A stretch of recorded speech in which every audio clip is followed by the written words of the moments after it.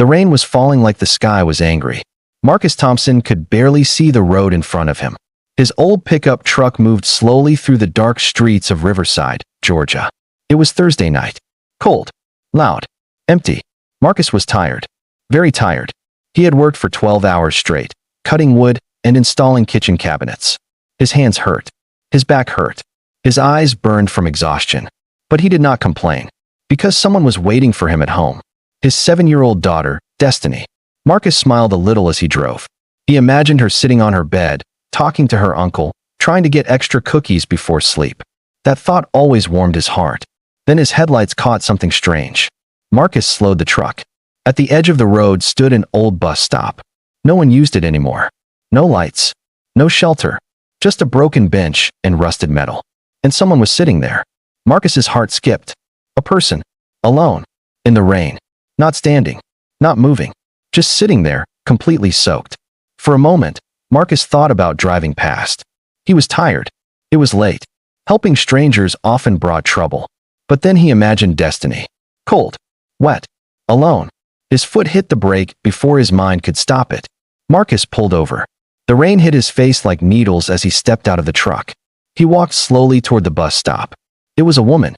She looked young, maybe late 20s. Her long blonde hair stuck to her face and neck. She wore a thin green dress that was now dark with rain. A small suitcase lay beside her in a puddle. But what broke Marcus's heart was the sound.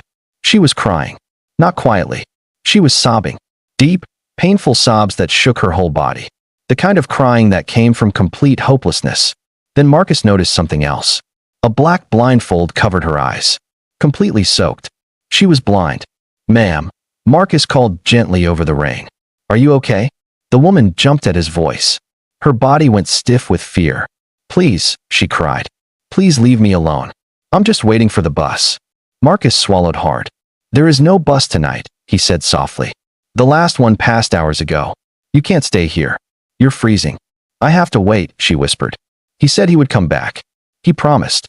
Her voice broke again, and fresh tears fell. Marcus felt anger rise inside him. Someone had left her here. Someone cruel. He crouched down, keeping his distance. "My name is Marcus Thompson," he said calmly. "I live nearby. I have a daughter at home. I swear I only want to help you." The woman shook with cold and fear. "I don't know where to go," she said. "I don't have anything." That sentence hit Marcus like a punch. "Come with me," he said. "Just to get warm and dry. Please." There was a long silence. Then slowly she nodded. Marcus helped her stand.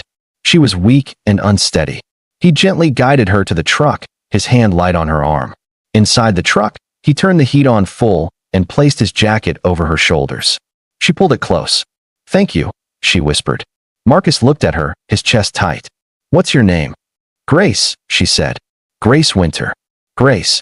Marcus started the engine and drove toward his house, rain still falling hard around them. As he drove, one thought stayed in his mind. Who could leave a blind woman alone in a storm, and why? That night, neither of them knew it yet. But that single stop on a rainy road was about to change for lives forever. Morning light filled Marcus Thompson's small house on Oak Street. The storm was gone, but its silence felt heavy. Grace sat at the kitchen table, both hands around a warm cup of tea. Her blindfold was still in place. Her shoulders were tight, like she expected the world to break again at any second. Marcus watched her from the doorway. He did not rush. He had learned patience from raising Destiny alone. He knew fear needed space. He spoke softly. "You're safe here. No one will push you." Grace nodded, but her hands trembled. She whispered, "I did not sleep." Her voice sounded thin.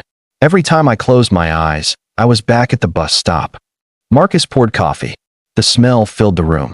Dwayne, his younger brother, sat nearby, quiet and alert.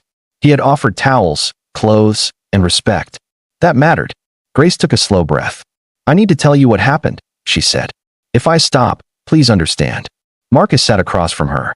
"Take your time," he said. "My husband left me," Grace began. "His name is Brandon." Saying it hurt. 9 months ago, I lost my sight from an infection. At first, he was kind. He handled money. He spoke for me. I trusted him. Her fingers tightened around the cup. Then things changed. He took calls in other rooms. He told me I imagined problems.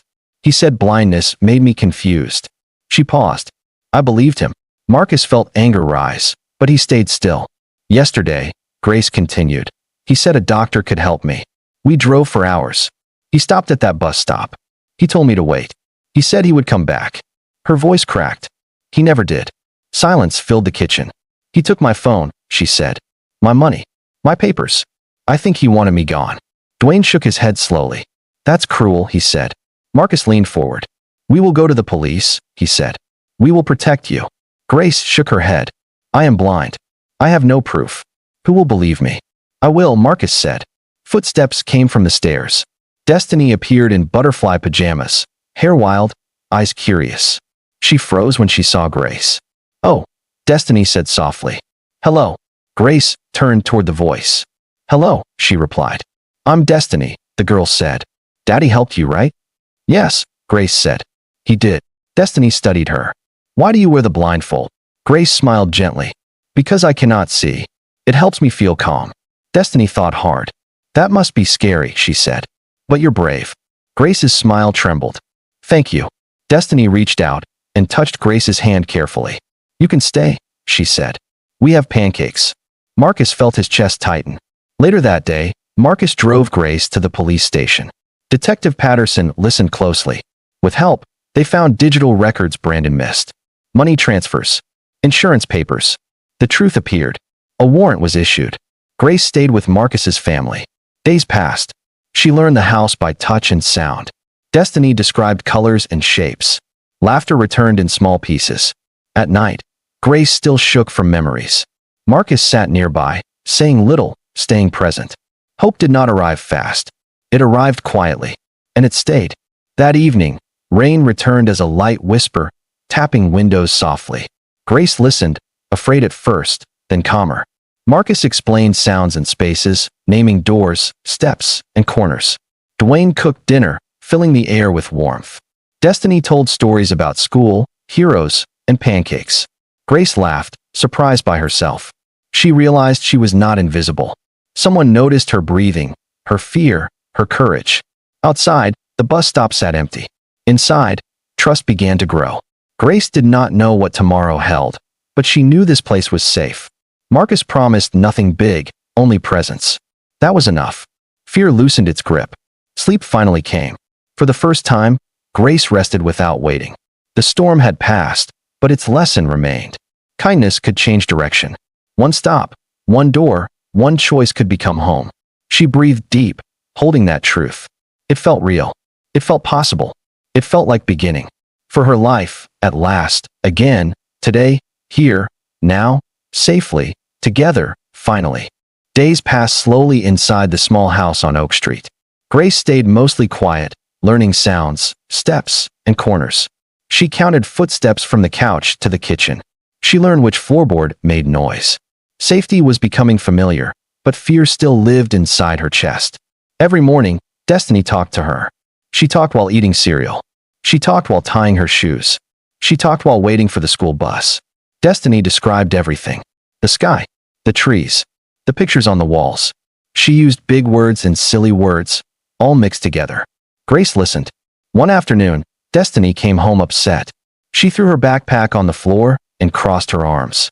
Someone said you can't do things because you're blind, she said.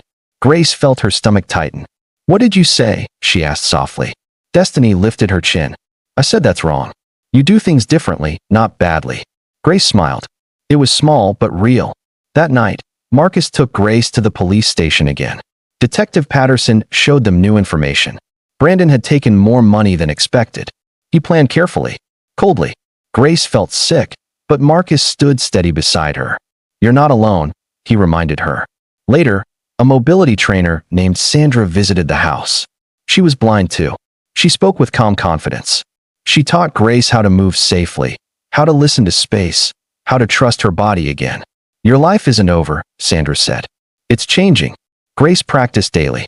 She stumbled. She grew frustrated. Sometimes she cried. But Destiny always clapped when Grace succeeded. You did it. Destiny shouted when Grace walked to the mailbox alone. Slowly, something changed. Grace stopped feeling like a guest. She started feeling like part of the house. She helped cook by touch. She folded laundry. She laughed more. Fear still visited, but it no longer stayed long. One evening, Destiny asked a serious question. Do you miss your old life? Grace thought carefully. Yes, she said. But I'm learning to love this one. Destiny nodded like she understood everything. Weeks later, news arrived. Brandon had been arrested in another state. He tried to hide. He failed. Grace cried. But these tears were different. Relief mixed with pain. The trial date was set. Life did not stop. Destiny had school plays. Marcus had work. Dwayne told bad jokes. Sandra continued training. Healing happened between normal moments. One night, Grace had a panic attack. The bus stop returned in her mind. Cold. Wet. Alone. Marcus sat nearby, saying nothing, just breathing slowly. His presence grounded her. You came, Grace whispered. I always will, Marcus replied. Grace believed him. Months passed. Grace began touching metal again. Rings. Chains. Old tools. Her hands remembered things her eyes could not. Destiny watched closely. It's like magic, she said. It's practice, Grace corrected, smiling. The first piece Grace made was small and imperfect. She kept it anyway. You made it, Destiny said proudly. I did, Grace agreed. The house felt fuller now. Laughter came easily. Silence felt peaceful, not scary. Grace no longer wore fear like a second skin. The trial approached. Grace prepared. She practiced speaking clearly. She practiced standing tall. Destiny made her a paper bracelet. For courage, she said. Grace wore it every day. On the morning of the trial, Grace removed her blindfold. She wanted to face the truth fully. Marcus stood beside her. Destiny held her hand. Inside the courtroom, Grace spoke calmly. She told her story. She did not hide. Brandon looked small. The jury listened. Justice came. Brandon was found guilty. Grace felt free. That night, the family sat together at home. Destiny hugged Grace tightly. You're safe forever now, Destiny said.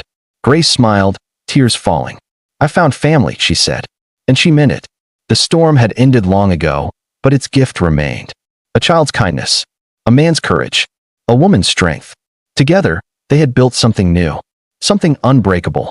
After the trial ended, life did not suddenly become perfect. Pain does not leave that fast. But something important had changed. Fear no longer controlled Grace's days. She woke up with purpose. She woke up knowing she belonged. Every morning, Grace followed a simple routine. She made her own coffee by touch. She walked to the porch alone. She listened to birds and passing cars. These small actions felt like victories.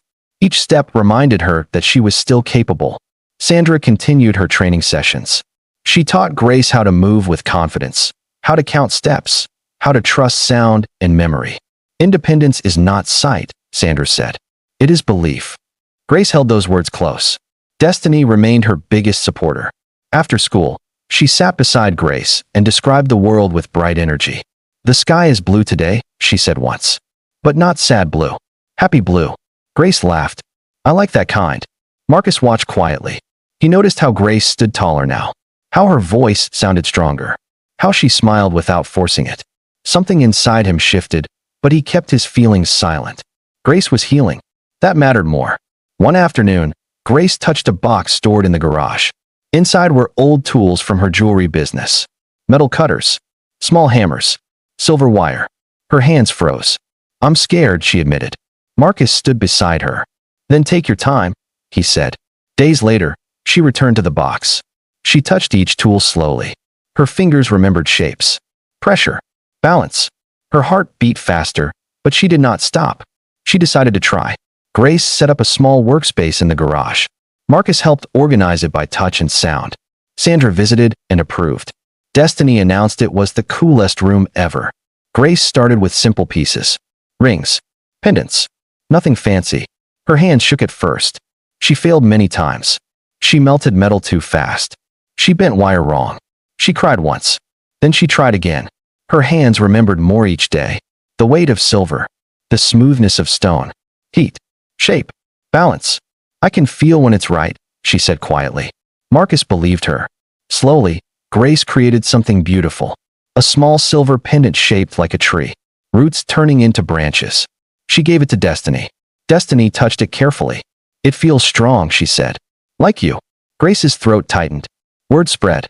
Old clients reached out. New ones came too. People were curious, then amazed. Grace did not sell her story. She sold her skill.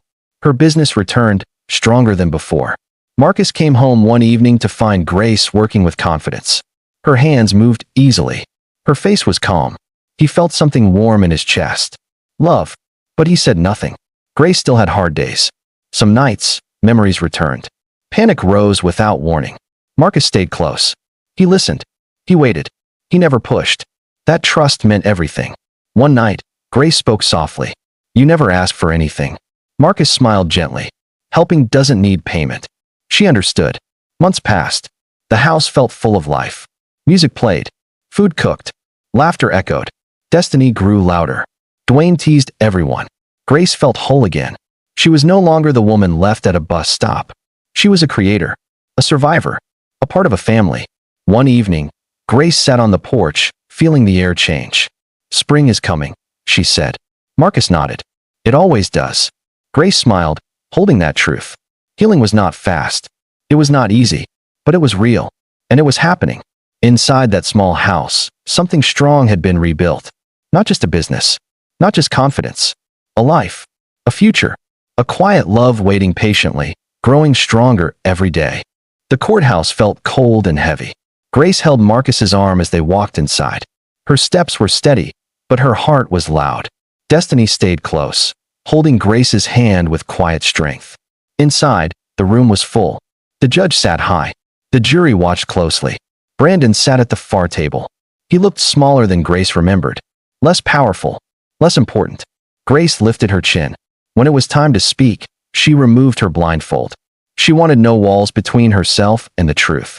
Her eyes did not see, but her voice was clear. She told everything.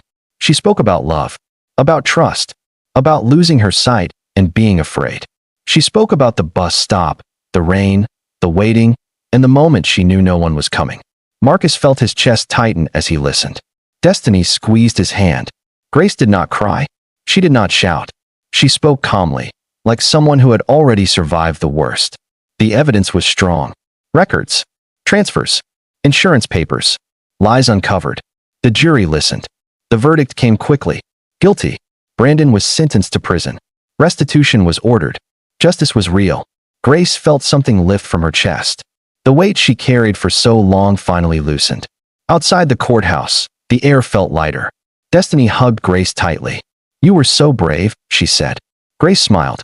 So were you. Life moved forward. Grace's business grew fast. Her jewelry became known for feeling, not just beauty. Marcus supported quietly. He built work tables, fixed tools, never asked for credit. His feelings grew stronger each day. He loved Grace in small ways.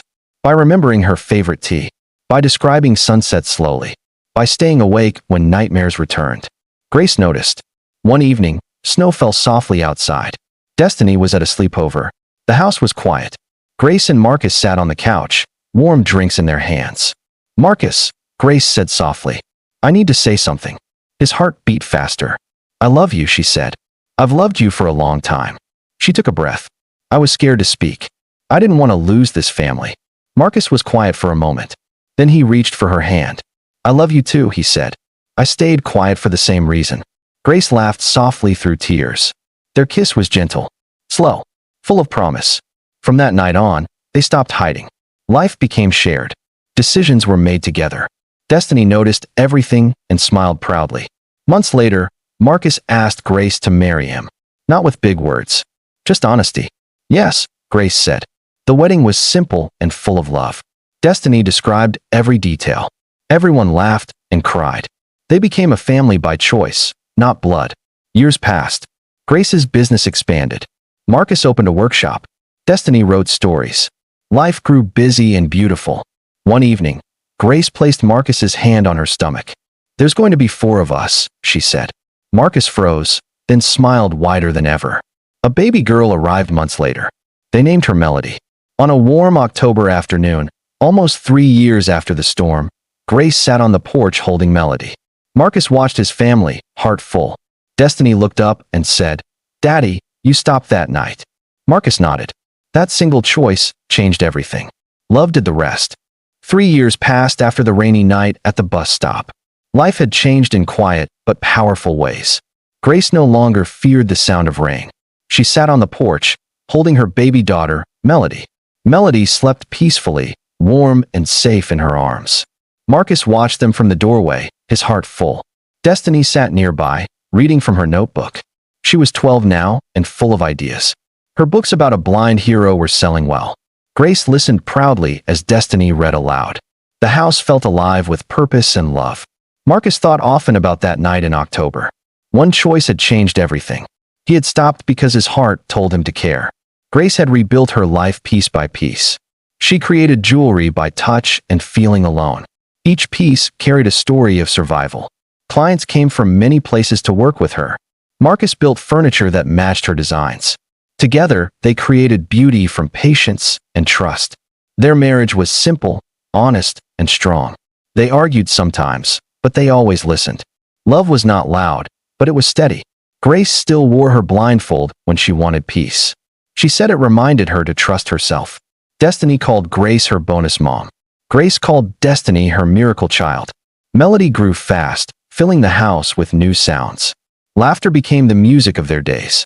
Sometimes they drove past the old bus stop. Marcus would squeeze Grace's hand gently. "That's where everything changed," he would say. Grace would smile and correct him softly. "That's where my real life began." Destiny always added her own truth. Heroes do not wear capes. They show up. Grace believed kindness saved her. Marcus believed love was a daily choice. They taught Melody these lessons through actions. Life was not perfect, but it was real. Scars remained, but they no longer hurt. Grace often said darkness taught her to feel light. Marcus agreed, knowing pain had shaped them. On quiet nights, they sat together in silence. No fear lived there anymore. Only gratitude, love, and calm understanding. The rain still fell sometimes, soft and gentle. Grace smiled when she heard it. It reminded her that storms can bring blessings. Marcus pulled her close, holding their family together. Destiny finished her story and looked up. "Do you think people will believe it?" she asked. Grace smiled. "They will because it's true." Marcus nodded. Truth had a way of reaching hearts. Melody stirred and made a small sound. Grace rocked her slowly. "You are loved," she whispered. Those words were everything Grace once needed to hear. Now she lived them every day. The old bus stop still stood, quiet and forgotten. Cars passed without stopping, but its meaning remained. It was the place where pain met kindness, where loss met courage, where strangers became family. Marcus sometimes drove alone at night and paused there. He never regretted stopping. That choice gave him more than he ever imagined. A partner, a stronger daughter, a fuller life. Grace never felt invisible again. She was seen, valued, and trusted. Blindness did not limit her. It revealed her strength. She learned that love was not found by sight, but by presence. Destiny learned empathy early. Melody would grow surrounded by understanding. Their home became a place of warmth for others too. People who felt lost found comfort there. This was not a perfect story. It was a human one, built from fear, courage, patience, and love. It proved that a single act of kindness can change many lives. That rainy night did not end in darkness. It opened a door, and through that door walked hope, family, and a future worth living.